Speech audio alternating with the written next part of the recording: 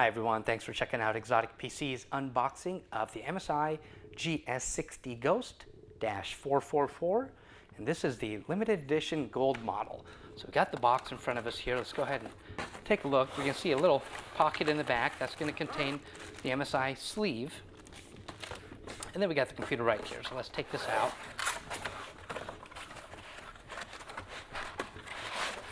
Remove the foam from the top.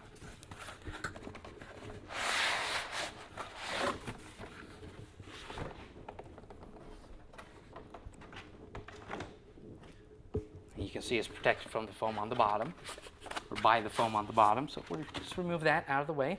So you can see the box that it comes in. The computer's going to be right in the middle. So we got that in its protective sleeve as well. We'll look underneath of it here. So we got a box on the right-hand side. It's going to have your AC adapter. Box on the left-hand side. You're going to have your documentation, so your drivers, utilities, warranty information, all like that on the left-hand side. Then we have a box off to the very left, and this is going to be the power cable that goes from the AC adapter to the wall. So you got the cable in there. And let's take a look at the computer. So remove it from the sleeve. It's going to be in a protective plastic.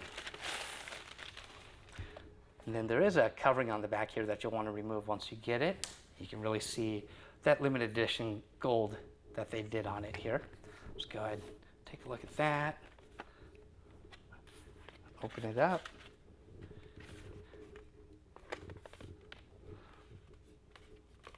So the most unique thing about this, of course, is going to be that gold that they have on it for the performance. Is the GS60 going to be very similar to the other GS60 models, but we're going to go ahead and do a forward view on it so you can see performance, benchmark numbers, and everything like that. Hi everyone, thanks for taking your time to check out XOTIC PC's video review of the MSI GS60 Ghost-444. This is a limited edition gold finish on there, as you can see. It's different than the black one that the GS60 normally comes in. For the specs, it's very similar. We're looking at a 15.6-inch 1920 by 1080 anti-glare matte type screen. The CPU is the i7-4700HQ, and that's a 2.5 to 3.5 gigahertz. Video card's NVIDIA's GTX 860M, and that is the 4 gig version. 16 gigs of system RAM. 128 gigabyte mSATA drive, which is upgradable, and there's also a second mSATA slot in there that is unoccupied, so a total of 2, plus a 1 terabyte 7200 RPM hard disk drive. It comes with the Intel AC7260 wireless card pre-installed, Windows 8.1, comes with a warranty of 2 years. That's for the US. That includes 1 year accidental damage protection. That does require registration within 30 days. And then you also get a 1 year global warranty on there, but that does not include the accidental damage protection. For our dimensions, we're looking at 15.35 inches across, 10.47 inches deep, and just 0.78 inches thick. Weight, we're at 4.36 pounds, and that is including the battery. The biggest thing that makes this unique is the exterior finish. As you can see, and as mentioned, it does have a gold finish to it, and they've done it all over. So it's not just one part, the A or B or C surface only. It is the whole computer that has the gold finish to it. If we spin it off this way, you'll be able to see that pretty well. Now you can also see that MSI logo. That's backlit. So I'll go ahead and turn it off to the right. I'm going to turn off this light so you can see that. So you get the backlit dragon emblem there, MSI's gaming logo. Let's take a look at the screen. Again, this is a 1920 by 1080 matte type anti-glare screen. We got our colorful gradients up here, so we're going to spin it off left, right, forward, and back to take a look at, see if there's any type of washout. So we're spinning it off to the right here. Let's see if I can get this angle right. Holding pretty consistent colors there. Let's take a look at that one more time here. Let's go ahead and spin it off to the right.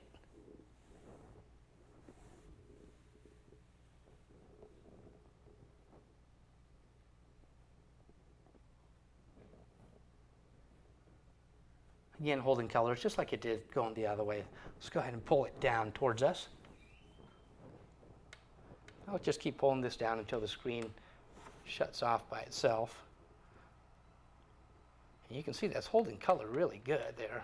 So start that over, going top, pulling it down. Nothing really washing out there at all. So there we go. That's almost closed all the way, and I'll slowly open that back up. And so you can kind of keep an eye on the color on there.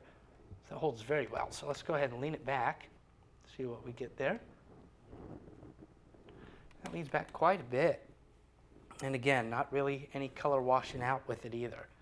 So very good viewing angles on this screen, good screen quality.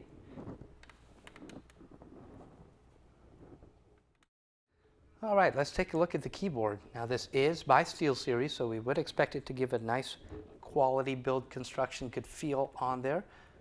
Let me go ahead and zoom it in a little bit so you can see the type of flex that it has. Of course, always pressing down in the middle is going to give it more flex than anywhere else. Zoom out a little bit and go off to the edges here and see what type of flex that it's going to have. If you've seen a GS60, typed on one, it's going to feel the same. It is the exact same keyboard, so it's a good quality on there. As you can tell, it is backlit. It's zoned, so you can assign it in the SteelSeries engine what colors that you want. So we got blue, white, green going on right now, but you can get in the included software and change that up. Got the touchpad right here. This is going to be a textured touchpad. You can't see it too good right now, but compared to the rest of it being nice and smooth, you're going to get a little texture going through it. As you can see, it is just one flat piece, nothing left click or right click. You just kind of know where it's at. There's nothing in the middle here, so it's just one nice smooth touchpad right in the middle there. It does include the 10 key, so off to the right here, it is a 15.6-inch computer, so this is going to be standard. So you got your number pad. You know, if you enter in numbers a lot, it's pretty much a must to have that. But overall feel of the keyboard, as expected from SteelSeries, it's a good quality keyboard. Let's take a look at the ports on the computer. We're starting on the back left-hand side. It's going to be one of the exhaust vents, so that's on the left-hand side. There's going to be matching one on the right-hand side. But continuing on here, the next one is your Kensington lock for security, AC adapter for power, and then you have two USB super speed. Those are the 3.0 ports. To the right of that, you have your microphone and then your headphone jacks. I'll spin it off to the right. No ports going off to the right, but you are going to see the status indicators here. And we'll go over those again in a second just to show you what all those lights mean. But going off to the right-hand side, we got another USB 3.0 port. See if it'll focus here. There we go, USB 3.0 port, followed by your memory card slot, like for your secure digital card.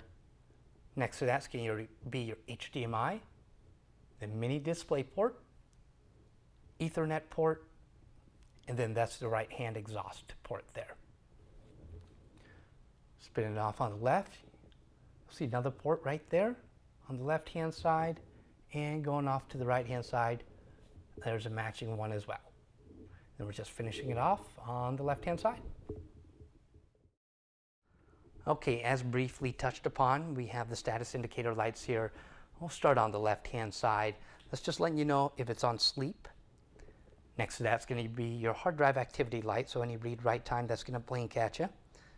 Then your number lock indicator for your touchpad, caps lock indicator, then Bluetooth, Wi-Fi, and then if you're charging or not. So the AC power is not plugged in right now, so the light is not on. So that covers the status indicator lights. Boot time. We're going to take a look at the boot time here. It should be pretty quick with the mSATA drive. Got my phone set up here. We're going to hit start and power at the same time, and I'll do my best to stop the timer as soon as we get to the desktop. So we'll go 3, 2, 1, go.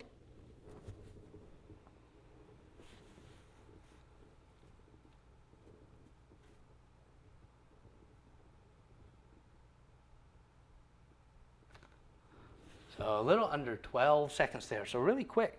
Fast boot times expected from the mSATA. If you add a second one in there, put those in RAID, you'll even get a little bit quicker times. All right, we're going to take a look into the BIOS. I'll go ahead and hit the power button, and you'll want to press delete. So as soon as you hit it, just continually press delete. And that'll get you into the BIOS. So the main page is going to just show you the system date and time. We got our SATA information here. So it shows you the drive models that are installed and the system information here. Just the model number, CPU, amount of RAM. Go over to the advanced section. And most of these are going to be enabled or disabled, except for the top two, PCI latency timer and the SATA mode. Set on AHCI, you also have RAID and IDE as options. Then, oops, let's go back. Intel socket speed, GFR lock, VTD, primary display, and then the iCharger. The ERP Lot 3 support, XHCI mode, and then you have the UEFI BIOS update and USB configuration there. Let's go over to the boot. You can select to have the number lock on or off, fast boot on or off, boot mode select, and then your boot options here. You can also change the UEFI hard disk drive BBS priorities and the UEFI network drive BBS priorities. Going over to security, you can set the password and the secure boot menu. And then save and exit. So we'll just go ahead and do that, and that does it for the BIOS. All right, we're going to go ahead and run some benchmarks. 3D Mark Firestrike is going to be the first one we start off with. Got our decimal meter off to the right-hand side there, so you can see any increase in volume of the fans as the benchmark gets going. I'll put the microphone down there as well. We'll also overlay our thermal pictures, our FLIR gun, so you can see where the heat is being generated. And of course, we'll go over benchmark numbers once it's done.